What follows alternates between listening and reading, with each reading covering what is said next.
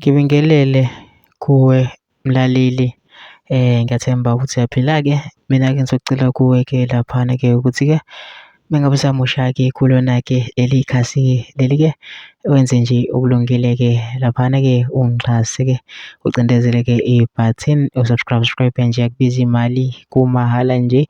Okay, usho nesenti-ke elimnyama-ke like-ke ukwazi phela ukuthi-ke uqhube uthole nezinye-ke iy'ndaba-ke ezishisa bhe engizobe ngikufakela zona-ke kulona-ke ikhasi-ke leli-ke kusukela-ke manje ukuze ngaphuthuza into engiyenza njengamanje-ke ukuthi-ke ungakucindezela-ke ibhathini subscribe njengamanje-ke.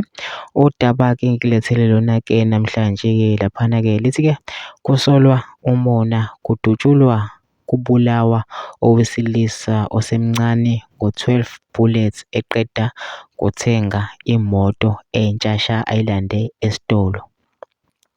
uNtando Mokoena oneminyaka engu-26 obesanda kuthenga imoto entsha sha uye ekhaya eyokhombisa abazali. Kuthe izolo ntambama mayebuya ukuyobona abangani bakhe, uthe engena ekhaya wamisa imoto phambili kwegaraji lakubo. Uthe mayevula igaraji kwaphuma abalisa ababili bamdubula ngo-12 bullets washonela khona lapho. Abazali bakhe bamthole elele edamini legazi. Lesi sigameko senzeke e-Orange Farm eGoli.